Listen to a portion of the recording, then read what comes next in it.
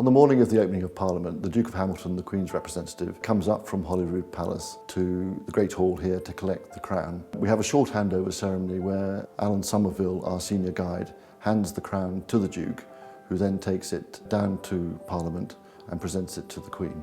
Well, the opening of the Westminster Parliament, the Queen is present and she wears her crown. But up here we don't have a Queen of Scotland.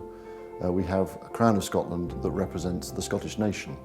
Well, I think a lot of people don't realise what they see. This magnificent royal crown was actually a rush job. What you see is a very finely finished exterior, but if you take the bonnet out, behind you can see all these crude file marks and the punchy holes where they were putting in the jewels.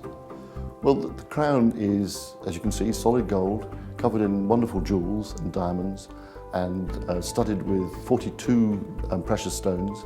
The large ones that you can see are actually Oriental pearls. The smaller pearls are probably from Loch Tay. The crown weighs about 3 pounds 10 ounces and was made from gold mined in the Crawford Hills in Lanarkshire. Well, in 1707, the union of the crowns between England and Scotland, the Scottish crown jewels effectively became redundant. For many years, the crown was cleaned every February, but really over the years, it became very apparent that that level of cleaning was unnecessary and was started to cause wear and tear. So now the cleaning regime we've adopted is much more irregular and it gets a light sort of buff or a burnish, particularly on its ceremonial outings.